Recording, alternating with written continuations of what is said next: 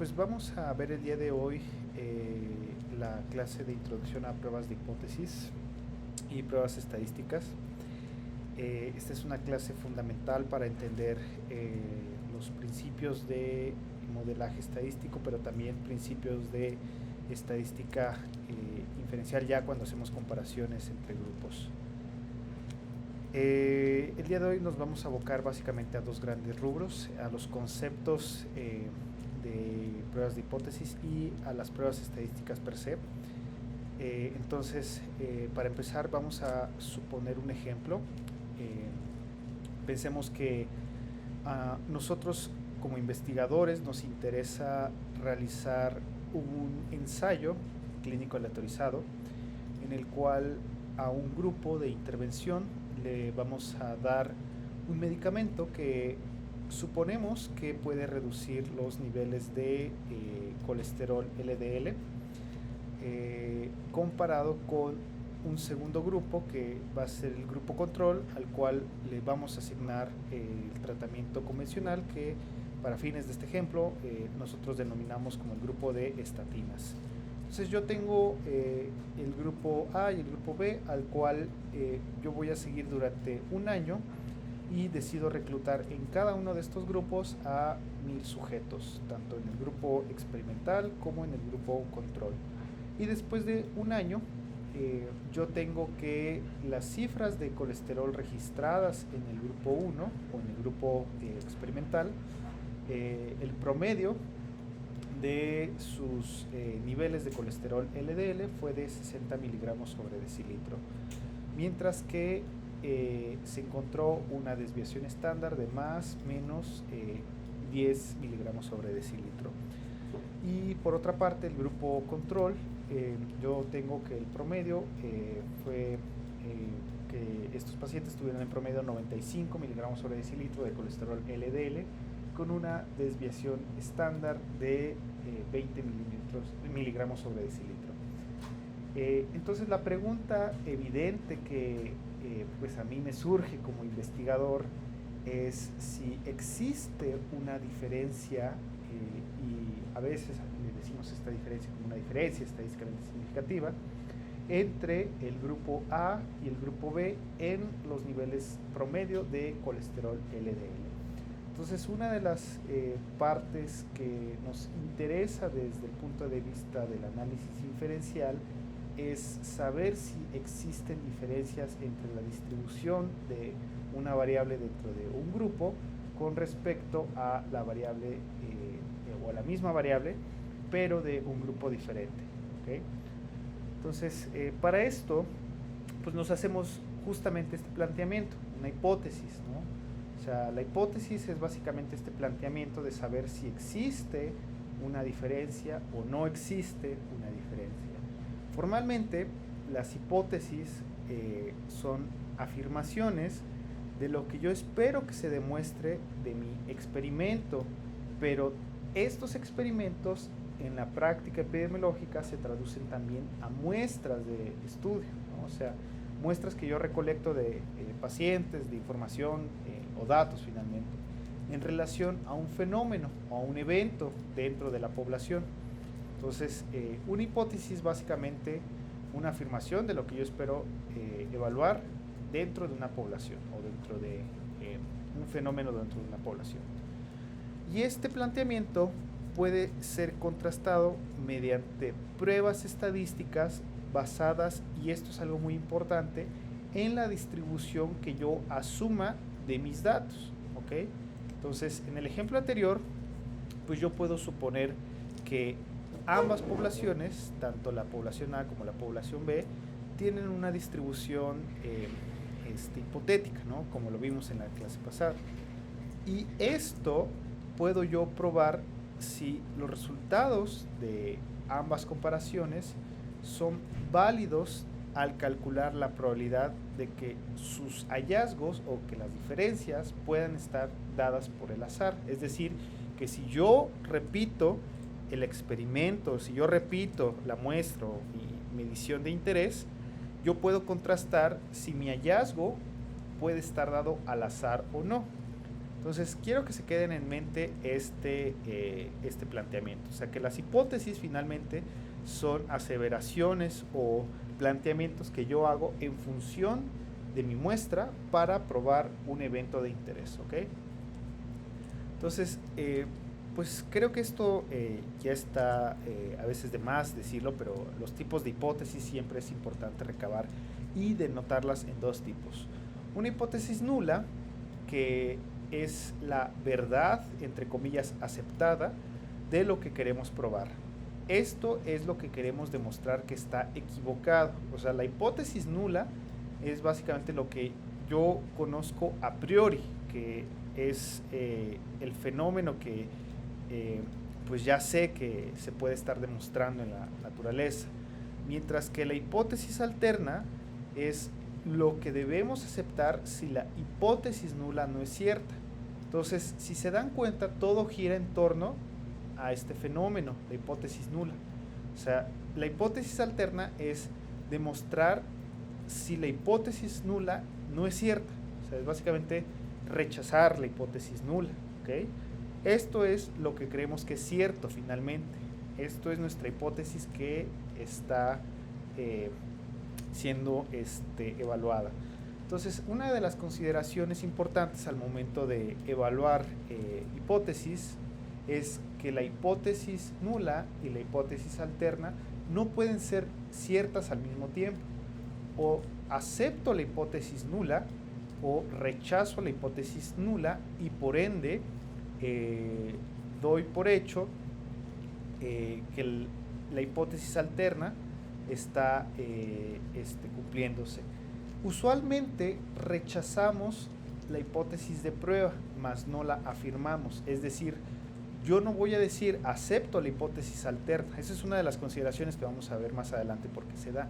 Pero de una vez les digo que y está mal dicho decir que se acepta la hipótesis alterna. O sea, yo no voy a decir, acepto la hipótesis alterna, por tanto, debe ser cierta. Lo que se hace en la práctica y lo que se hace de manera correcta es aceptar o rechazar la hipótesis nula, ¿ok? O sea, todo va a girar en torno a la hipótesis nula. Entonces, quiero que se acuerden de este meme que dice reject or fail to reject. There is no accept. O sea, no aceptamos la hipótesis alterna como cierta, y la otra cosa es que todo va a estar girando en torno a la hipótesis nula, ¿ok? Entonces, para esto nosotros tenemos que ponernos a pensar sobre pues qué es lo que implica hacer una prueba de hipótesis. O sea, ya vimos, existe una hipótesis, ¿no? Existe una hipótesis alterna denominada como H0 y una hipótesis alterna denominada como HA o a veces como H1. Entonces, la hipótesis nula y la hipótesis alterna representan dos planteamientos diferentes, ¿no? Dependiendo vamos a ver más adelante, de nuestro tipo de datos y de nuestro tipo de pregunta y diseño. Entonces, tenemos básicamente dos probabilidades. La probabilidad de que ocurra un fenómeno que permita rechazar la hipótesis nula, o la probabilidad de que ocurra un fenómeno que permite aceptar la hipótesis nula, ¿no? Que falle o que exista un fallo en rechazar la hipótesis nula.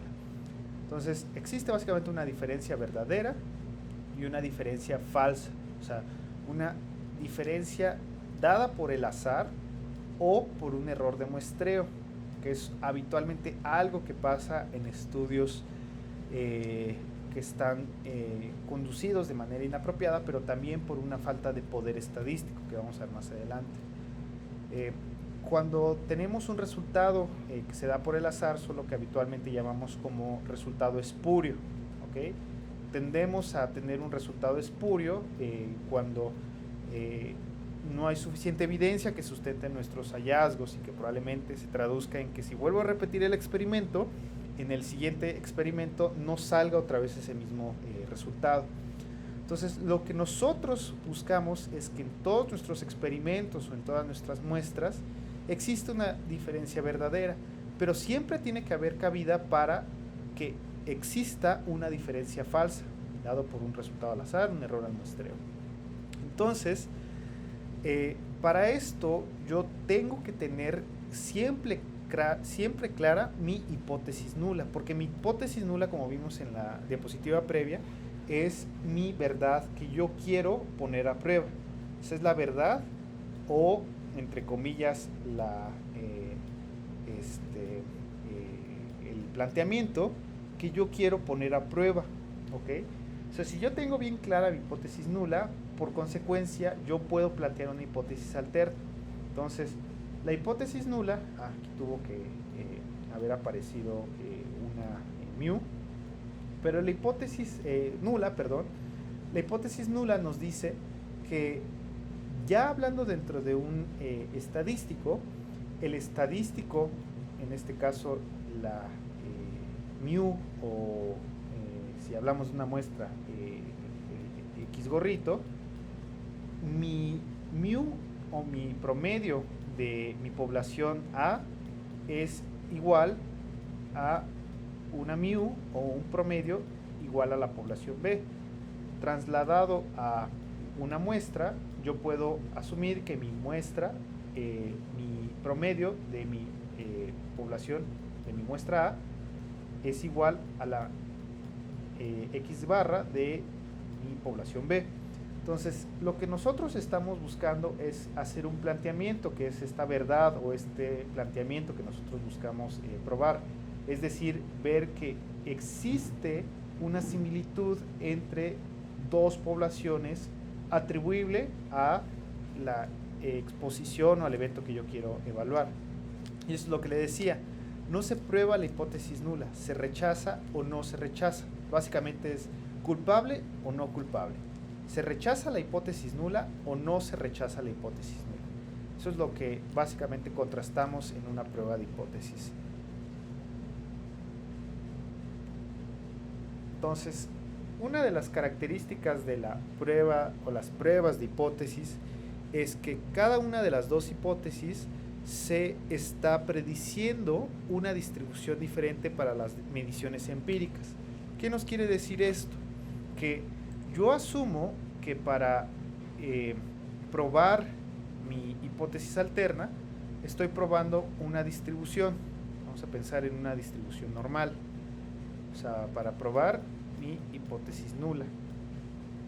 Mientras que para probar mi hipótesis alterna, yo puedo asumir la misma distribución o una distribución diferente. Yo voy a adelantar un poquito, pero básicamente las pruebas de hipótesis nos dicen qué tanto estas dos distribuciones tienden a coincidir, ¿ok? Vamos a verlo más adelante, pero tengan en cuenta que las hipótesis o los dos planteamientos de hipótesis representan distribuciones diferentes para las mediciones que ya recolectamos. Entonces, para decidir cuál de las distribuciones está más en sintonía con nuestros datos, se calcula un estadístico, ¿ok? Que es lo que vimos la clase pasada, que dijimos que un estadístico es una medida o un valor que está en función de nuestros datos, ¿ok? Entonces, ya que tengo mi distribución hipotética, vamos a pensar una distribución normal, que tiene su parámetro central con su desviación estándar. Vamos a pensar aquí sería mu con una desviación estándar definida. Vamos a pensar que existe un estadístico que va a estar en función a esta muestra. Yo puedo poner un estadístico acá, un estadístico acá, otro estadístico acá. O sea, yo puedo tener varios estadísticos en función de esta muestra, pero yo voy a determinar un estadístico de prueba, uno solo, es decir, un solo estadístico que me determine en qué punto yo, a partir de mi muestra, puedo determinar que a partir de este punto, que vamos a ver que es el punto crítico, ¿no? Ya sea en este lado o en este lado de la cola, en qué punto este estadístico, que vamos a ponerle aquí un estadístico G cuadrada, en qué punto mis datos se comportan más hacia el promedio de una distribución, o sea que mis datos se están comportando como este machacote, que es el gran componente de esta distribución, o en qué punto mis datos se asemejan más a estas colitas, ¿ok?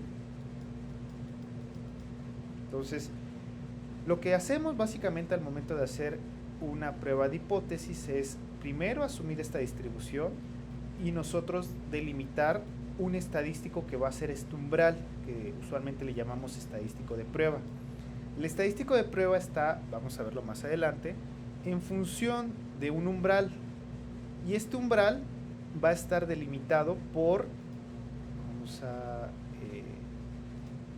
borrar todo otra vez, este umbral va a estar en función de un intervalo, un área que nosotros vamos a delimitar como mi área de confianza, o mi área en el cual yo voy a estar delimitando en qué punto se está comportando mis datos, como la gran mayoría de los datos se deberían comportar, o como datos entre comillas atípicos, ¿no? Entonces, este umbral es este punto de región crítica en el cual yo voy a decidir si se rechaza la hipótesis nula o no se rechaza la hipótesis nula. Entonces, si mi estadístico es mayor a mi umbral en el cual yo determino mi región límite o mi región crítica, yo puedo hablar de que se está rechazando la hipótesis nula, ¿ok? Entonces, una prueba de hipótesis consiste, y esta es la definición del libro, en hacer una pregunta binaria sobre la distribución muestral de este estadístico de prueba. Es decir, básicamente, en qué punto yo puedo determinar que mi planteamiento se rechaza o no en función a este estadístico. Entonces, una de las preguntas que más nos va a surgir es, pues, si yo ya sé que tengo que sacar un estadístico en función de una distribución para poder rechazar o no rechazar una hipótesis nula, pues la pregunta natural es, pues, ¿qué estadístico decido o qué estadístico yo tengo que utilizar? Acuérdense que entonces las pruebas de hipótesis van a estar en función de estadísticos. Entonces las pruebas de hipótesis van a estar en función de las estadísticas de prueba que yo voy a poder utilizar para determinar cuál es el mejor método para contrastar estas dos hipótesis bajo un paradigma conocido, que este paradigma es nada más y nada menos que la distribución que yo esté asumiendo de mis datos, ¿ok? Entonces aquí ya estamos viendo una integración de lo que hemos visto en clases pasadas.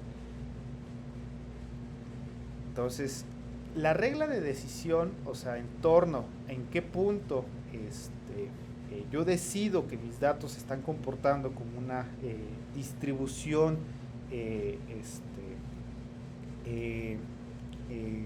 como una distribución vamos a ponerle como normal o como una distribución habitual de la mayoría de los experimentos que yo haga, es meramente arbitraria y sujeta a lo que el investigador decida. O sea, aquí ya vimos que yo para contrastar dos hipótesis, yo voy a estar asumiendo que mis datos están en función de una distribución que yo ya estoy asumiendo que se conoce, ¿no?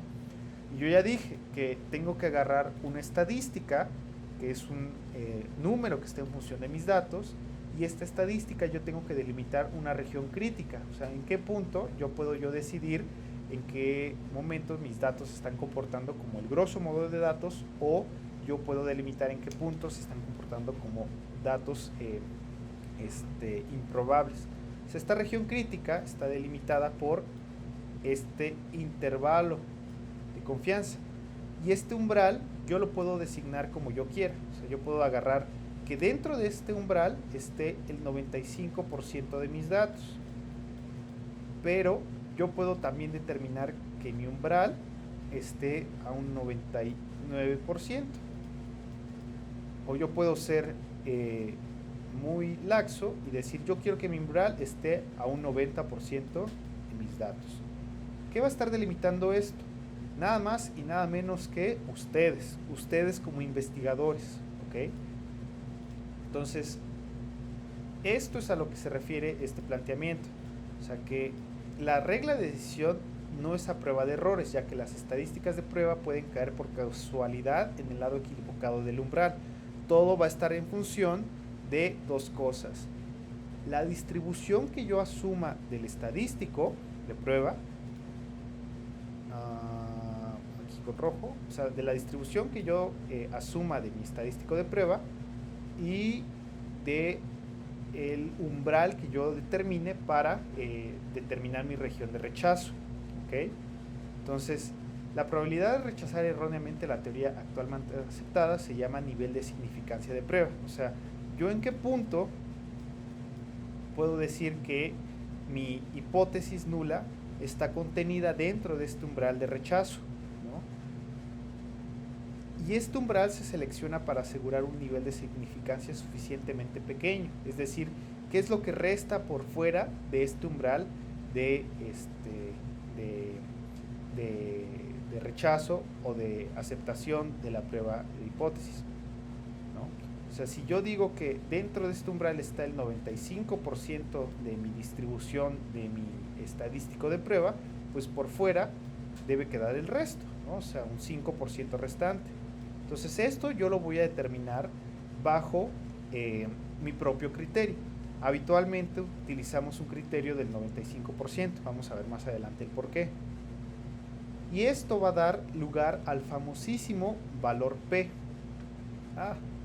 El valor P, por definición, es, dada que la suposición de que la hipótesis nula es verdadera, o sea, ojo, aquí yo ya estoy asumiendo que la hipótesis nula es la verdad absoluta.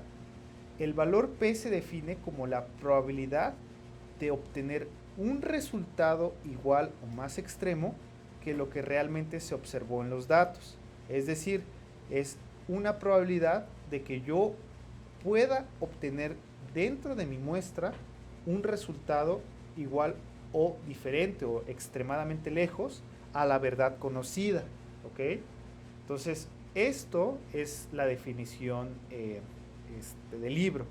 Pero básicamente nos dice que el valor P nos va a proporcionar la probabilidad que los datos proporcionados se comporten como una distribución ajena a nuestros datos o nuestra distribución que estamos observando en nuestros datos. Entonces, este valor se compara luego con un valor alfa predeterminado. Por lo general se utiliza un valor alfa de 0.05. O sea, nuestro intervalo de confianza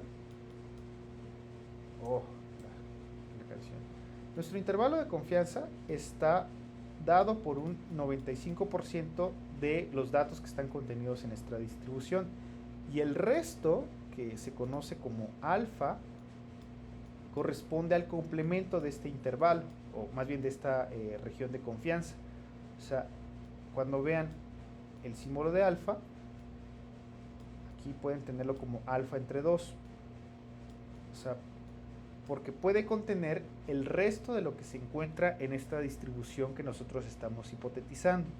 Entonces, si el valor P, de la prueba es menor que alfa, o sea, es menor que este punto crítico, rechazamos la hipótesis nula, ¿ok? Pero si el valor P es si el valor P de la prueba es menor que alfa, o sea que si cae dentro de este intervalo o este intervalo, rechazamos la hipótesis nula, es decir, H0 es diferente a HA. Pero si el valor de P es igual o mayor a alfa, no podemos rechazar la hipótesis nula. O sea, fallamos en el rechazo de la hipótesis nula. Por lo tanto, asumimos que H0 es igual a HA. ¿Ok? Entonces aquí ya estamos integrando los conceptos básicos de lo que habitualmente hacemos al momento de hacer una prueba estadística. Nosotros dijimos que en una prueba estadística nosotros sacamos un estadístico para ver si este estadístico cae dentro de esta región de confianza o si cae fuera de esta región de confianza. Y el valor P no es nada más ni nada menos que la probabilidad de que este valor caiga en alguno de estos, en algún punto de esta distribución. ¿Ok? Entonces, ¿cuáles son los principales errores al probar la hipótesis? Pues ya lo vimos, que dado, bueno, aquí vamos a hacer un planteamiento, que dado en un experimento en el cual regresamos al ejemplo que vimos al principio, dado un experimento en el cual yo doy un medicamento A y yo doy un placebo a un grupo B, yo puedo hacer un planteamiento de una hipótesis nula, es decir, que mi hipótesis nula puede estar dado por la verdad que yo creo que está dada. En este caso, que el medicamento A es igual al medicamento B, o sea que estos sean iguales. Pero yo puedo, por contrario, si ya tengo bien planteada mi hipótesis nula, tener otra afirmación, otra hipótesis. ¿Qué tal que no es cierto? ¿Qué tal que son diferentes? ¿Okay? Entonces, lo primero es tener este planteamiento del problema. Entonces, es primero contrastar una hipótesis, la hipótesis nula, y por ende yo ya voy a tener una hipótesis alterna. ¿Ok? O sea, otra alternativa. Después, yo voy a calcular una estadística y con esto sacar un p-valor. O sea, en qué punto yo puedo decir que dada la hipótesis nula, o dada que la hipótesis nula es verdadera, qué probable o qué probabilidad yo puedo tener de que el resultado sea igual o más extremo que lo que realmente se observó en los datos. ¿Ok? Entonces aquí, a partir de este p-valor, que está determinado por mi nivel de confianza y por ende un alfa, si mi p-valor es menor a a mi alfa, o sea, a mi alfa dado por el resto del intervalo de confianza, vamos a pensar que yo pongo un alfa de 0.5, si mi p-valor es menor a este alfa, entonces yo puedo tener dos cosas. Si sí es menor, entonces rechazo la hipótesis nula y por consecuencia asumo que la hipótesis alterna puede cumplirse. Mientras que si está el p-valor contenido dentro de mi intervalo de confianza y por ende es menor a mi alfa, no puedo rechazar la hipótesis nula, o sea, fallo en rechazar esta hipótesis nula. Entonces, como no rechazo la hipótesis nula, yo puedo asumir que dentro de mi planteamiento original, el medicamento A es igual al medicamento B. ¿Okay? Entonces no hay diferencias dentro de los parámetros que yo estimé. Entonces aquí yo puedo tener estos errores que ya habitualmente los hemos visto en metodología. Existen dos tipos de verdades. O sea que, dado que yo rechacé la hipótesis nula, la hipótesis nula sea falsa. O sea que yo estoy acertadamente diciendo que el medicamento causa un efecto. ¿Okay? Entonces, al rechazar la hipótesis nula, yo estoy diciendo que hay un efecto del medicamento. O sea, yo estoy, si quieren lo hago con colorcitos para que sea más didáctico. Si yo rechazo la hipótesis nula, yo estoy en este punto. ¿Ok? O sea, yo estoy en el punto en el cual yo asumo que rechazo mi hipótesis nula y por ende estoy asumiendo que la hipótesis alterna puede ser verdadera. Entonces yo estoy asumiendo que existe un efecto del medicamento A sobre el placebo B. Entonces lo correcto y lo ideal es que el medicamento realmente, o sea, la verdad que solamente se conoce después de hacer un censo total de todos los experimentos posibles, que la realidad es que sí, el medicamento sí tenga un efecto. O sea, que la realidad que solamente se conoce tras hacer un muestreo de toda la población, lo cual es poco probable que suceda, es que el medicamento cause un efecto. Pero existe el planteamiento en el cual probablemente el medicamento no genere un efecto, pero yo en mi muestra o en mi experimento estoy rechazando la hipótesis nula y por ende asumiendo que hay un efecto. Entonces pasamos a lo que conocemos como el error tipo 1, que es que dado que la hipótesis nula se rechaza, la hipótesis nula en realidad es la verdadera. Entonces aquí yo lo que estoy diciendo es que el medicamento no causa un efecto y puedo dar por ende un tratamiento que no funciona. Esto es lo que busco reducir con mi parámetro alfa. O sea, mi parámetro alfa me está reduciendo, si se acuerdan en la distribución, si aquí yo tengo un intervalo al 95%, mi parámetro alfa me va a estar reduciendo esta probabilidad. O sea, la probabilidad de que mi estadístico caiga en una región falsamente limitada. O sea, aquí tengo alfa entre 2, alfa entre 2 y la suma de alfa entre 2 por 2 me va a dar este 5%. Yo voy a asumir que al reducir alfa voy a estar reduciendo mi error tipo 1, ¿ok? Ahora, existe la otra versión, que es que yo no rechace la hipótesis nula, es decir, bueno, si quieres se los pongo con colorcito naranja, que yo no rechace la hipótesis nula, es decir, que yo diga que no hay efecto del medicamento, o sea, que no rechace la hipótesis nula y por ende yo diga que el medicamento A es igual al placebo B. Entonces la verdad puede ser que el medicamento pues en realidad no cause ningún efecto y esa sea la realidad, ¿no? Pero existe una probabilidad de que yo al rechazar la hipótesis nula verdaderamente el medicamento tenga un efecto. Y aquí al no rechazar la hipótesis nula, pues yo esté diciendo que el medicamento no funciona y por ende pueda yo concluir en que no dar un tratamiento o puedo ya recomendar no dar un tratamiento que funcione. Este es el error tipo 2. El error tipo 2 nos dice que al momento en que yo no rechazo la hipótesis nula, la verdad es que la hipótesis nula es falsa, o sea que sí tiene un efecto el medicamento A. Entonces quiero que se queden en mente estos dos tipos de errores, el error tipo 1 y el error tipo 2. El error tipo 1, acuérdense que es dar un tratamiento que no funciona y el error tipo 2 es no dar un tratamiento que está funcionando. Entonces, en la práctica médica, pues habitualmente el error tipo 2 es el más grave, porque básicamente estamos dando, o más bien no estamos recomendando un medicamento que pueda funcionar. Eso es lo que habitualmente tratamos de reducir en la práctica médica. Entonces, déjenme borrar todos estos escritos.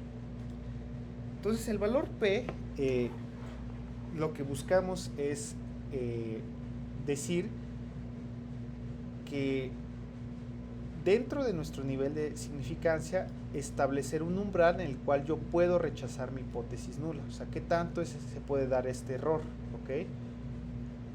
Para ello, pues pasamos a ver lo que consideramos como el poder estadístico. Si ya dijimos que existe un alfa que nos va a dar, si existe un alfa que nos va a dar la probabilidad de que ocurra el error tipo 1, el poder estadístico es el complemento al error tipo 2, o sea, es el complemento de encontrar diferencias cuando éstas sean verdaderas. Entonces, el error tipo 2 es concluir que hay diferencias cuando en realidad no existen.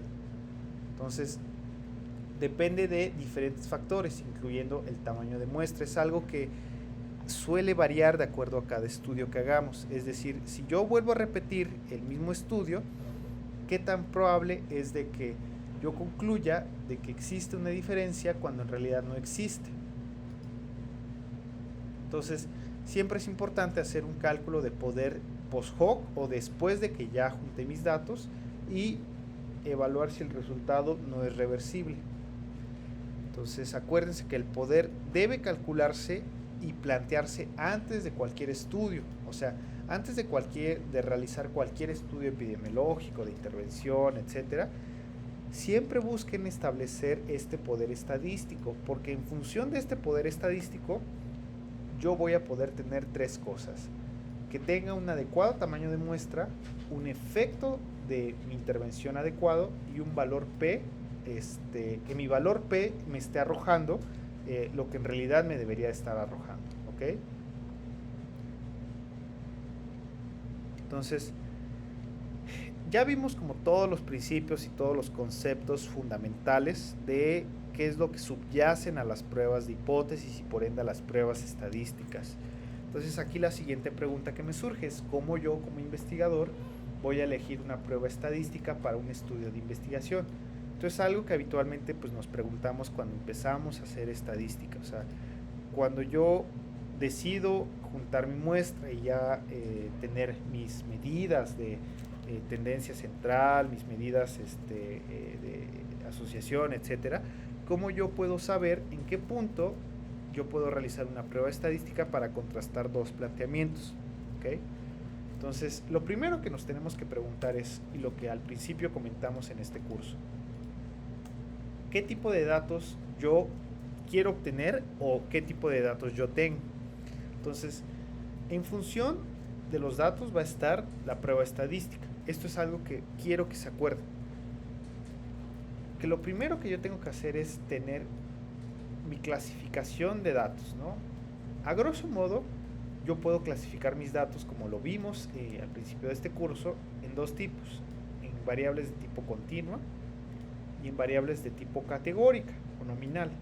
O sea, básicamente tener escalas que vayan del 0 al infinito o del menos infinito al menos infinito, aquí menos infinito al más infinito, o tener categorías específicas, ¿no? La categoría 1, la categoría 2, la categoría 3, ¿ok? O sea, pero finalmente esa es la base para saber qué prueba estadística utilizar. Definir mi tipo de dato. Lo siguiente es qué me estoy preguntando, o sea, cuál es mi pregunta de investigación o cuál es mi planteamiento, ¿ok? O sea, lo siguiente que tengo que hacer es hacer una pregunta de investigación para entonces realizar un tamaño de la muestra o un tamaño o estimar la distribución que yo puedo asumir de mis datos, ¿ok? Entonces, estos son los tres pasos fundamentales que tienen que ustedes preguntarse al momento de hacer una prueba estadística. ¿Qué tipos de datos tengo? ¿O qué tipos de datos me gustaría contrastar? ¿Cuál es la pregunta que yo tengo con estos datos?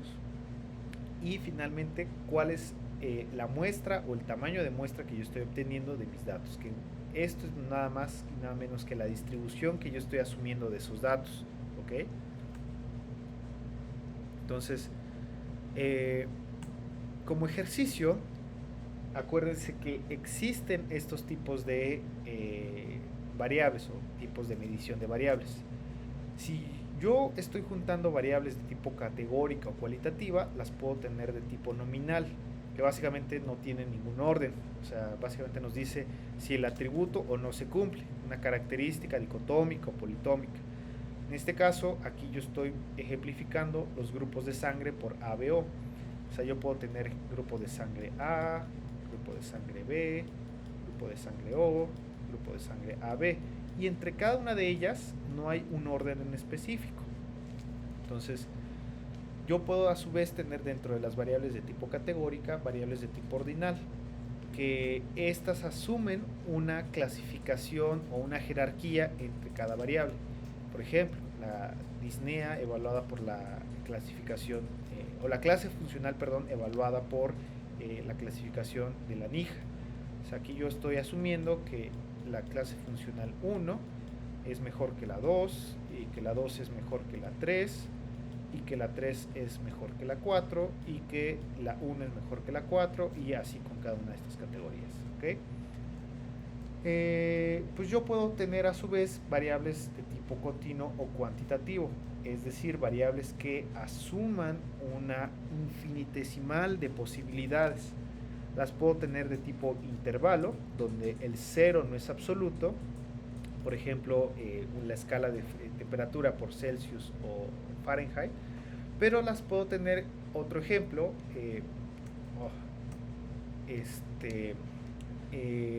variables psicométricas, por ejemplo, la inteligencia medida por escalas de IQ, o puedo tener, habitualmente se da en psicología o en psiquiatría, estas escalas, por ejemplo, de Beck, ¿no? De ansiedad o depresión, en el cual pues yo mido dentro de mi escala a sujetos, por ejemplo, con cero ansiedad, y yo de verdad me puedo preguntar si ese cero tiene un valor real, o sea, si es ausencia de ansiedad dentro de esa medición.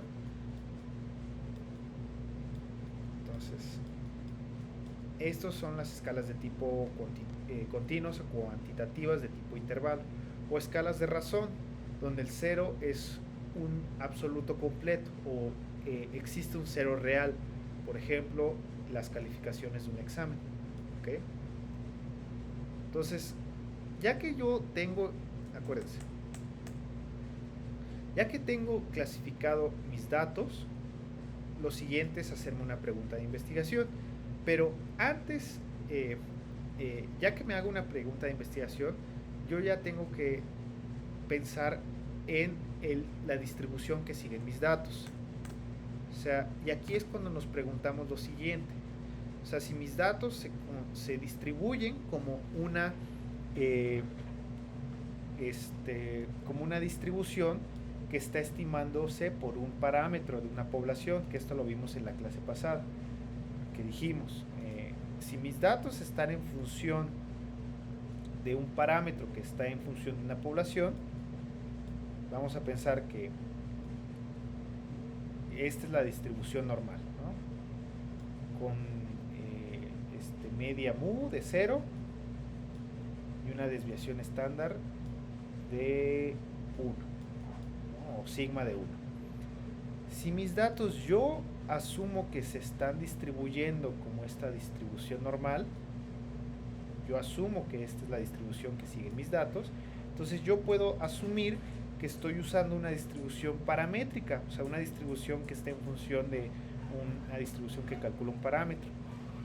Entonces, si yo asumo que los datos se obtuvieron de una muestra de un tipo específico de distribución, por ejemplo, la distribución normal, entonces yo puedo utilizar una prueba paramétrica, mientras que si no se cumple este supuesto, yo puedo utilizar una prueba que no sea paramétrica, o sea, que no cumple el supuesto de una distribución conocida. Entonces, esto quiero que se lo quede muy grabado, que por lo general las pruebas paramétricas tienden a tener un mejor desempeño que las no paramétricas y deben ser utilizadas siempre que sea posible, ¿ok? Entonces, déjenme les muestro esta ilustración. Esta ilustración nos dice que este constructor está asumiendo que sus datos se están comportando como este pequeño hoyito. Entonces, uno de los errores más frecuentes al momento de hacer pruebas de hipótesis y pruebas estadísticas es que nuestros datos yo puedo forzarlas a una distribución conocida. Estos son mis datos y esto es una distribución que yo asumo que se está comportando como mis datos. Vamos a pensar que es una distribución Poisson. Entonces, si yo asumo que mis datos se distribuyen como una Poisson, pues yo puedo encajarlas o tratarlas de encajar en ese huequito. Pero, pues aquí la pregunta real sería si de verdad estos datos se están o se pueden encajar como una Poisson. Entonces, la mayoría de las veces asumimos que nuestros datos se comportan como una distribución paramétrica, pero en un gran porcentaje de los casos puede que este supuesto no se cumpla, ¿ok?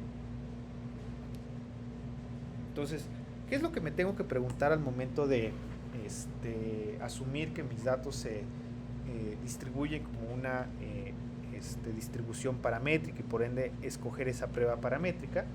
Primero, que el muestreo al azar de una población estuvo definida, es decir, que mis datos vienen de una población bien delimitada, bien especificada y que yo estoy delimitando a ciertos criterios, ¿ok?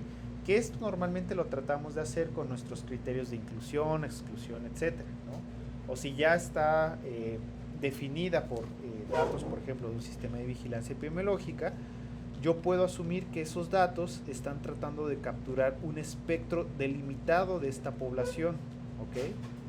Entonces, asumimos que primero existe una población definida dentro de mi muestra. Lo segundo, que estos datos tienden a ser variables de tipo cuantitativa, o sea, que para que yo pueda utilizar una prueba paramétrica, tengo que asumir que mis datos son de tipo cuantitativo.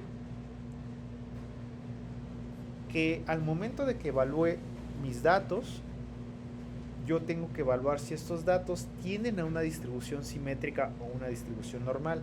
Y acuérdense que esto lo empezamos a observar a partir de una muestra mayor a 30. Esto es muy subjetivo, pero finalmente es una regla de dedo.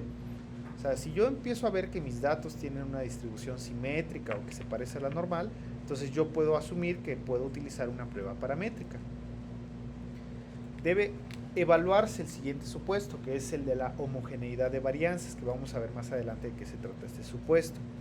El supuesto de homogeneidad de varianzas nos dice que básicamente las dos poblaciones o los dos postulados que estoy contrastando, la varianza que se guarda entre estas dos poblaciones es idéntica.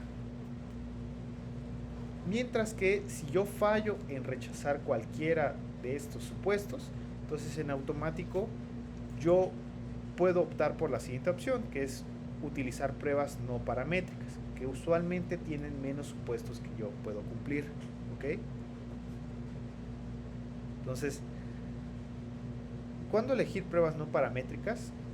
Cuando la variable independiente, o sea, mi variable que yo busco evaluar como mi efecto, mi intervención, es una variable de tipo ordinal o una categoría. Por ejemplo, el ranking de estudiantes, el puntaje de Apgar, la escala visual análoga del dolor. O sea, en el momento en el cual yo estoy categorizando mi variable independiente, en ese momento yo debo elegir una prueba no paramétrica. O cuando yo tengo valores extremos, por ejemplo, en el caso de que tenga una distribución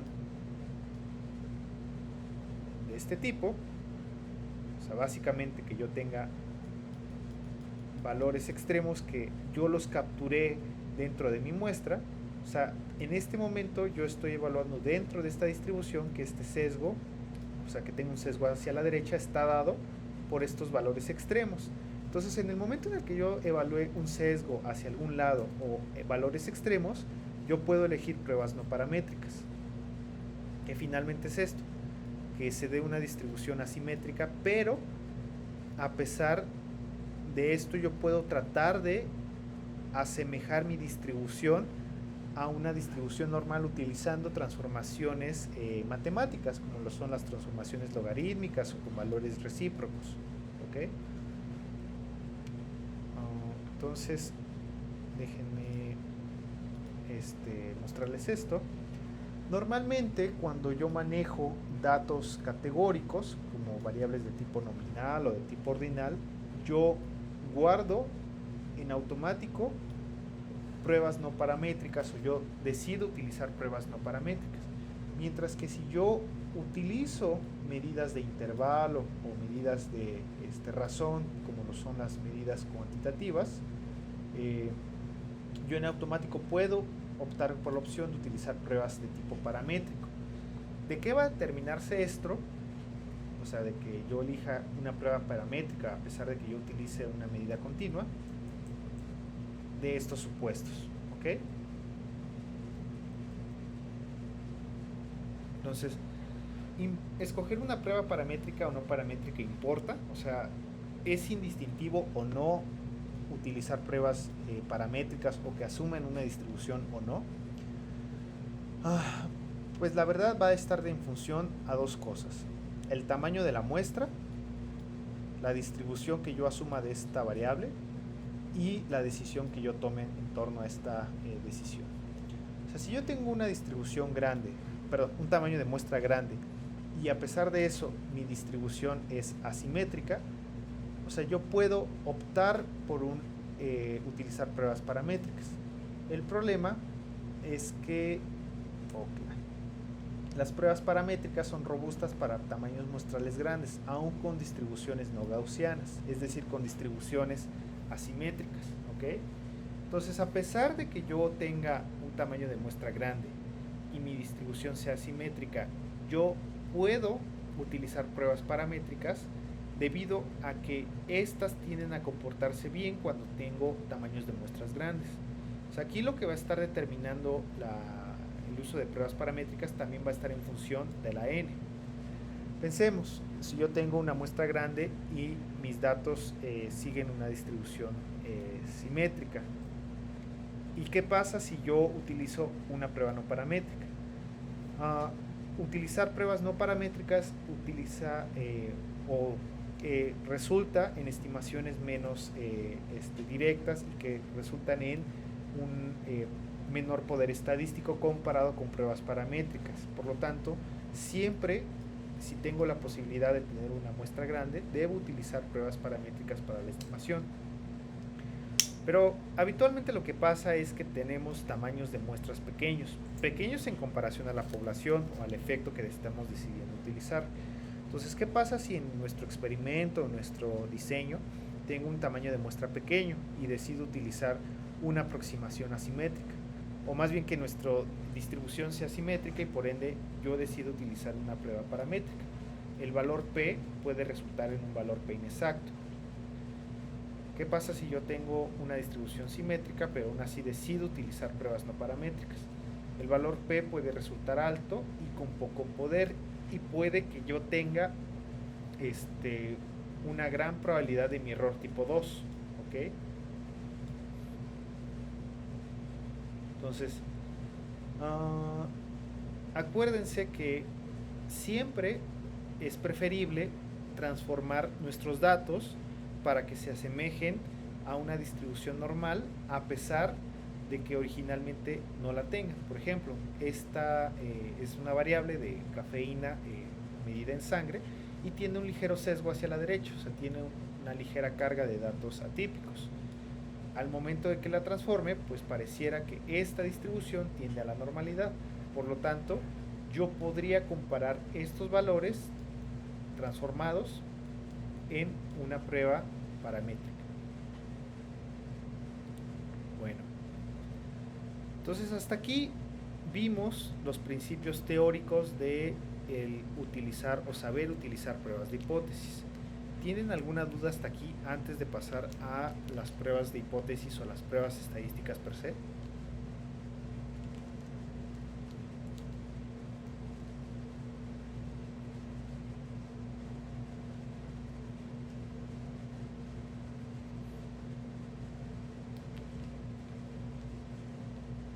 Ok. Bueno. Entonces, pues viene esta segunda parte de la diapositiva de acerca de qué prueba estadística debemos utilizar. Entonces, vamos a poner un ejemplo. Yo quiero comparar dos medias, o sea, quiero comparar la media del grupo A con respecto a la media del grupo B. Entonces, la pregunta de investigación dice, a manera de ejemplo, ¿es el medicamento X más eficiente para reducir la tensión arterial en comparación con el medicamento Y? Que fue un planteamiento similar al que vimos al principio de la clase. Entonces, me gustaría, a manera también de que ustedes hicieran este ejercicio, les voy a preguntar acerca de, pues, 4 cosas. Que ustedes identifiquen dentro de esta pregunta, primero, la variable dependiente o nuestro desenlace primario, cómo clasificarían la variable o la medición de la variable dependiente, que identifiquen la variable independiente o de intervención y cómo la clasificarían dentro del tipo de medición. Entonces, vamos a preguntarle a... ¿Se encontrará por ahí Farid?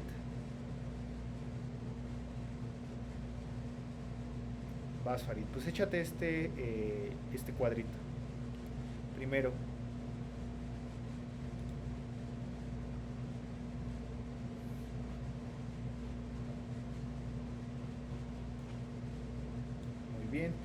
sea, tu variable dependiente, pues ya la identificaste, es la TA.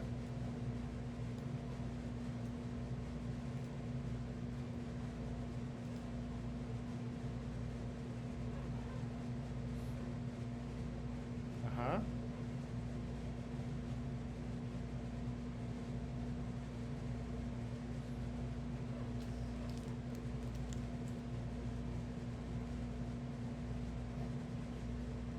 Pues cuantitativo y continuo es lo mismo, ¿no?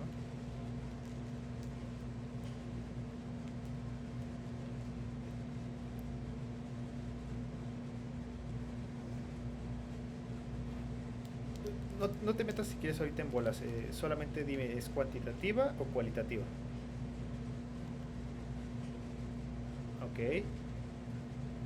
¿Y la variable independiente cuál sería?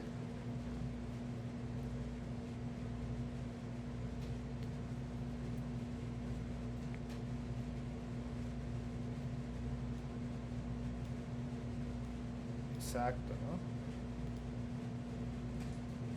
Entonces aquí tú ya me dijiste, medicamento X y Y es tu variable independiente.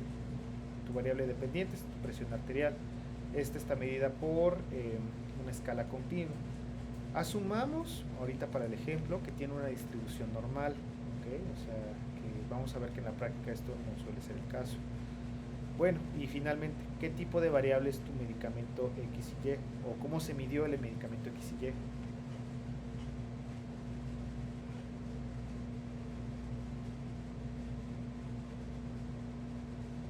¿Ok? Entonces, para fines prácticos es una variable que se puede medir como cualitativa, pero como una clasificación binomial, o sea, como una clasificación de sí o no. O sea, un grupo sí se le dio el medicamento y otro grupo no se le dio el medicamento, por ende se le dio el medicamento Y. ¿Ok? Ok. Entonces, vamos a hacerlo con otro experimento. Vamos a comparar tres medias, ¿no? Vamos a pensar, gracias Farid por la intervención.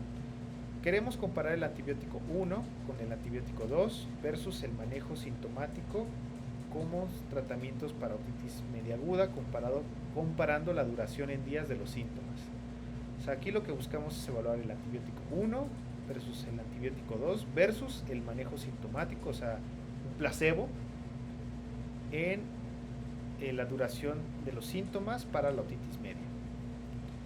Entonces se encontrará por ahí esta Tania.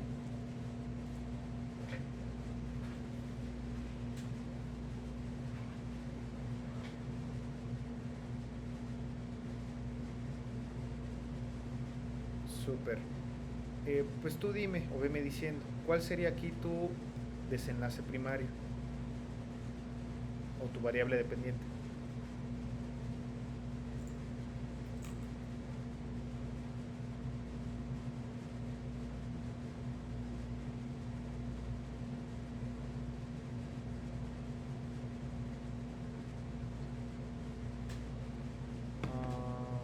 No. O sea, ese sería como tu evento o tu población de estudiar. O sea, aquí lo que buscas evaluar es ver si se reduce la duración de los síntomas de la otitis media, ¿no?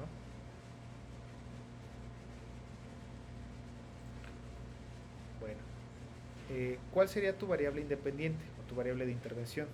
Eso está fácil. ¿No? O sea, ¿cuál de estas tres o cuál de estos elementos sería tu variable? No la medición, sino qué es lo que estás evaluando.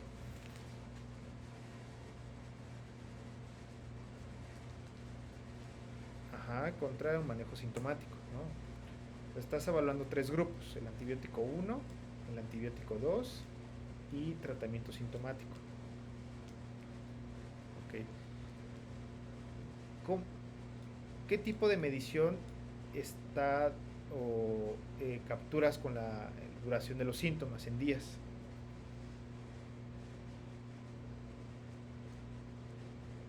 Ajá, cuantitativo o tipo continuo, ¿no? ¿Y qué tipo de medición representa los grupos de tratamiento? Muy bien. ¿Cualitativos o categóricos, no? Pero en este caso es una categoría de tipo nominal, ¿no? Entonces, dentro de estos dos preguntas, tanto en la previa como esta, yo puedo plantear dos hipótesis. La hipótesis nula, la hipótesis nula sería que la duración de los síntomas o el promedio de la duración de los síntomas es igual en el grupo A, en el grupo B, o en el caso de esta pregunta, que en el grupo C. Mientras que la hipótesis alterna nos dice que la duración de los síntomas en días, o el promedio de duración de síntomas en días, va a ser diferente en el grupo A, en el grupo B o en el grupo C. ¿Ok? Entonces, para poder resolver esta pregunta, nosotros podemos utilizar a la prueba de TED-Student. La prueba de TED-Student nos dice, o es una de las más utilizadas en la literatura, pero nos dice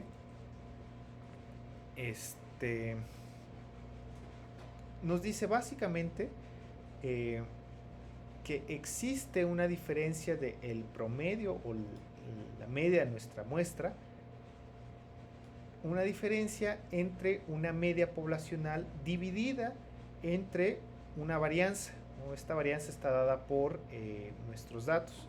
Entonces, la prueba de TED-Student es habitualmente una de las más utilizadas, pero también una de las más erradas que se utilizan en los artículos, porque habitualmente la prueba de TED-Student, a pesar de que es una de las que más se utilizan en la literatura, en un 85% de los casos, de acuerdo a este artículo por Williams y colaboradores, no se justifica su uso o su racionalidad.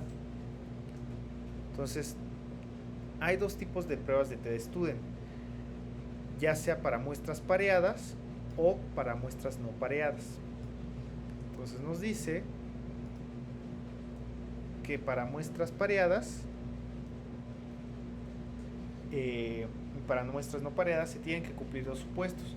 La prueba T para muestras independientes o para muestras no pareadas nos dice que los dos grupos son independientes, o sea que el grupo A es independiente al grupo B. Y la prueba de T para muestras dependientes, yo estoy evaluando ya sea el mismo grupo en un diferente tiempo, o que el grupo A tiende a ser parte del grupo B, o sea que el grupo A está dentro del grupo B. ¿Ok? Entonces, básicamente la prueba T para muestras dependientes compara un antes y después con individuos que han sido pareados.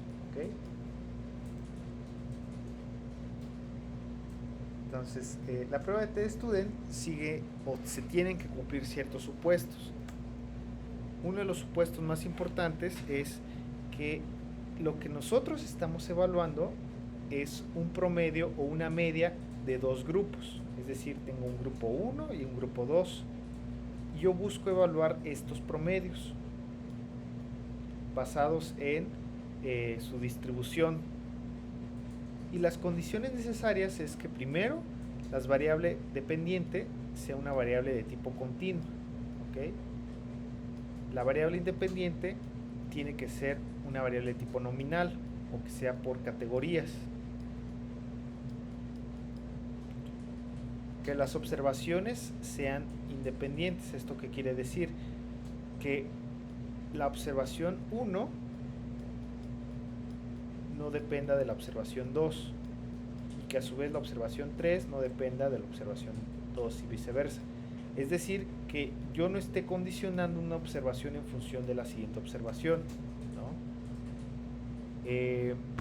No tiene que haber valores extremos, o que no, estos valores no sean extremos dentro de mi muestra.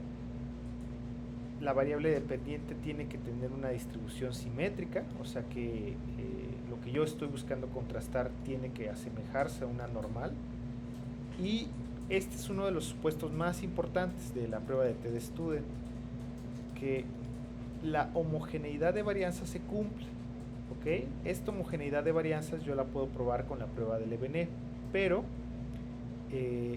existen otras pruebas como la prueba F, la prueba de Bartlett, la prueba de Flicker y Kilger, pero finalmente este supuesto de homogeneidad de varianzas, vamos a borrar esto, este supuesto de homogeneidad de varianzas es que yo al momento de graficar la distribución de mi muestra A, yo aquí tengo una varianza. O sea, acuérdense que la varianza es el sigma al cuadrado.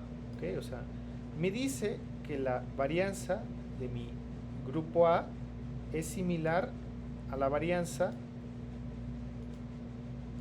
de mi grupo B. Vamos a tratar de comparar dos varianzas similares o que tiendan a ser iguales, o sea, entre el grupo A y el grupo B. Entonces, en el momento en el cual vamos a pensar que yo tengo este tercer grupo,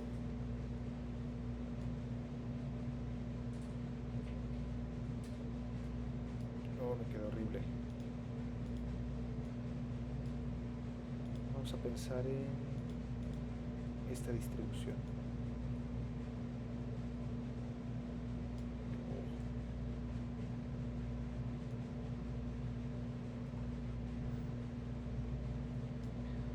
Vamos a pensar que esta es la sigma cuadrada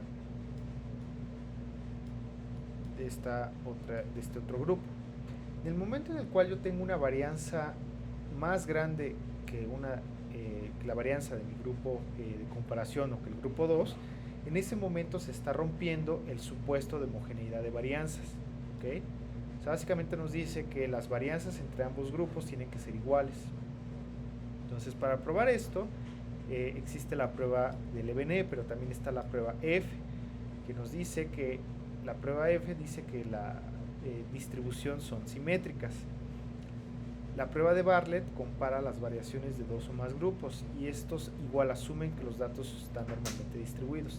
Las pruebas de Bartlett usualmente las vienen en los paquetes estadísticos, o sea, para que no se estresen y digan, ¿cómo yo voy a calcular este supuesto? Pues los paquetes estadísticos usualmente ya tienen incluidos estas pruebas. La prueba de Levené, que es una alternativa sólida a la prueba de Bartlett, que habitualmente van de la mano, la prueba de Bartlett y Levené, y la prueba de Flicker y Kilger, que es una prueba no paramétrica que es más robusta para las desviaciones de la normalidad. Entonces, sepan que siempre tienen que probar al momento de hacer una prueba de TDStudent el supuesto de homogeneidad de varianzas. Vamos a ver la TDStudent pareada. La TDStudent pareada nos dice que se están midiendo datos antes y después, o sea, que yo a mi grupo 1 lo estoy midiendo en un punto en el tiempo y yo voy a medirlos en un tiempo 2. Entonces, esto es útil para detectar cambios dadas por un seguimiento en el tiempo, una intervención en el mismo grupo, y estas usualmente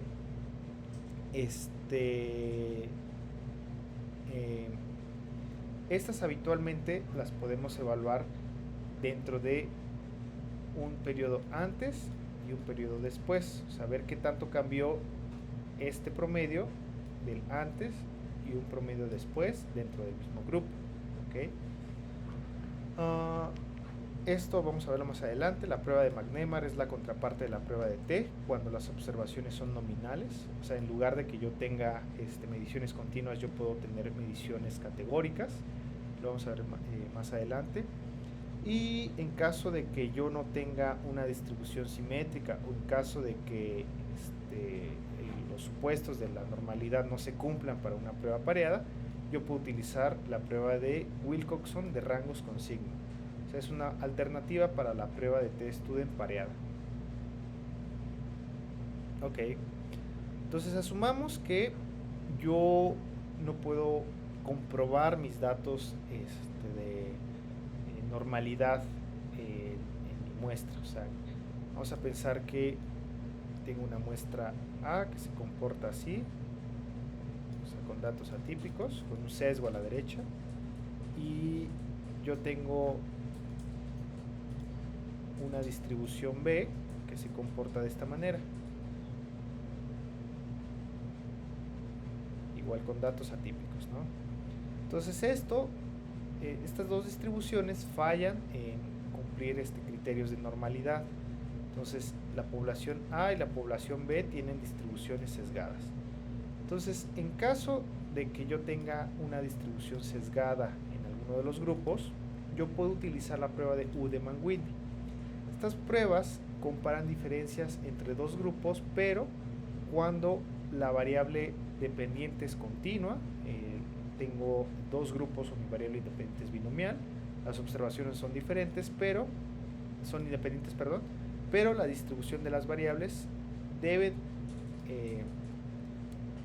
fallan en cumplir esta normalidad o este criterio de normalidad, y yo asumo que estos dos grupos tienen una distribución similar a pesar de que fallan en cumplir el criterio de normalidad. Entonces vean, yo tengo esta distribución que está claramente sesgada a la derecha, y yo asumo que mis dos grupos de comparación tienen esa misma distribución sesgada hacia un lado. Entonces la prueba de Udemann-Whitney o de rangos de Udemann-Whitney lo que me va a contrastar es justamente esto, o sea, el rango de un grupo con el rango o el estadístico de rangos del otro grupo, y finalmente la Udemann-Whitney me va a comparar estos rangos, o sea, me va a comparar qué tanto diferencia o qué tanta diferencia existen entre los rangos de mi población 1 con mi población 2, ¿ok?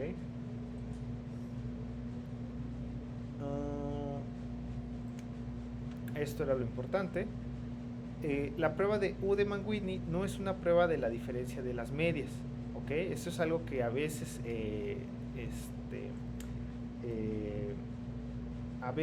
asumimos, o sea, como estamos comparando medias, entonces la prueba no paramétrica debe comparar medianas. Pues no, la prueba de Udemann-Whitney lo que compara es rangos, ¿no?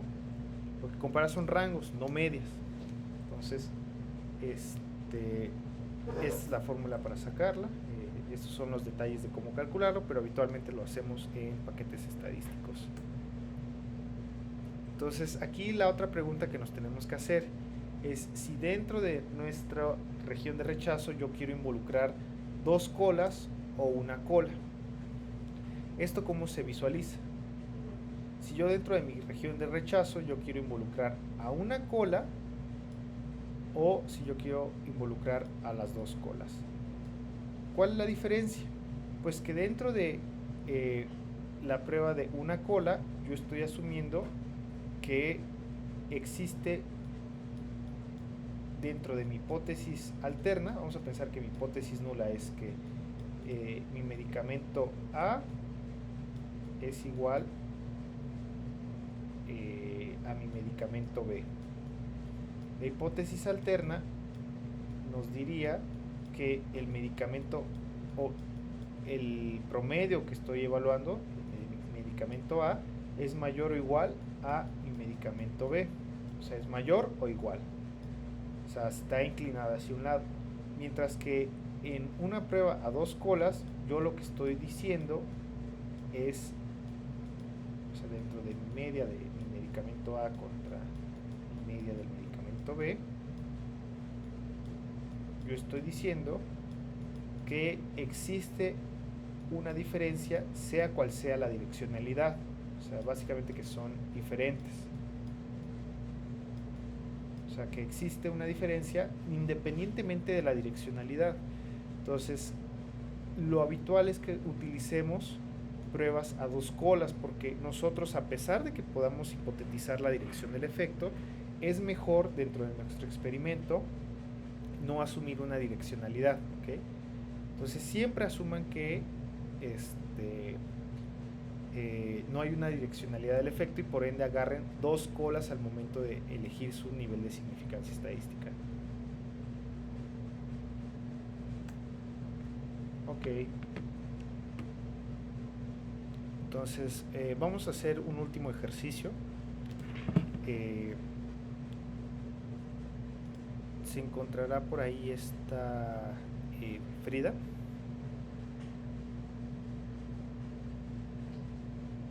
Súper. A ver, entonces vamos a hacer un experimento, ¿no? Dice, los habitantes de la Ciudad de México gastan más en medicamentos mensualmente que los habitantes de Monterrey. Ok, entonces aquí dentro de este planteamiento, ¿cuál consideras que es tu variable dependiente o tu variable desenlace? Ok. Bueno, gasto en antibióticos, aquí le había puesto. Ajá. ¿Y cuál sería tu variable independiente? Ok, categorizado en o dividido en.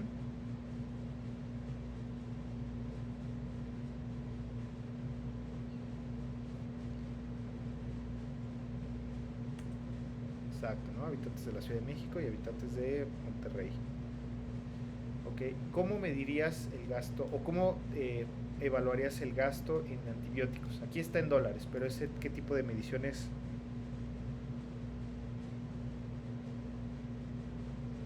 ¿Cuantitativo? Ajá, o continuo, muy bien. Y los habitantes de la Ciudad de México y Monterrey, ¿qué tipo de medición es?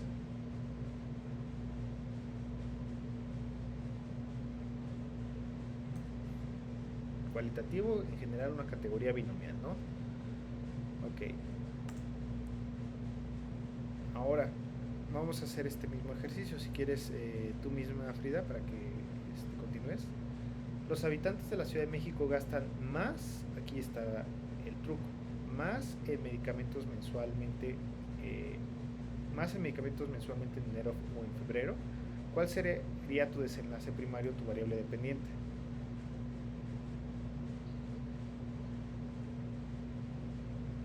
Ok. ¿Cuál sería tu variable independiente o tu intervención?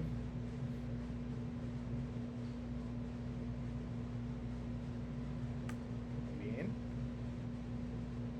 ¿Cómo, bueno, aquí ya me lo dijiste, pero cómo medirías el gasto en medicamentos? Exacto, ¿no? Continuo. Y el gasto, perdón, la variable independiente, ¿cómo la medirías?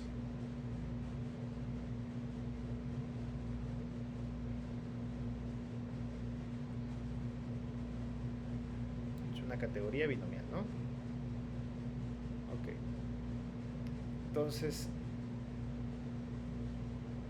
estos son ejemplos en el cual tú puedes utilizar una prueba TD-Student no pareada, es decir, donde tus datos no estén en función de una misma medición. Por ejemplo, aquí estás evaluando a los habitantes de la Ciudad de México con los habitantes de Monterrey, o sea, estamos evaluando dos grupos completamente diferentes. Para este caso utilizaríamos una prueba de TD-Student no pareada, mientras que en el caso de que estuviéramos evaluando al mismo grupo, o sea, de la Ciudad de México, pero en diferentes tiempos, por ejemplo, de enero a febrero, yo podría utilizar una prueba T pareada, ¿ok?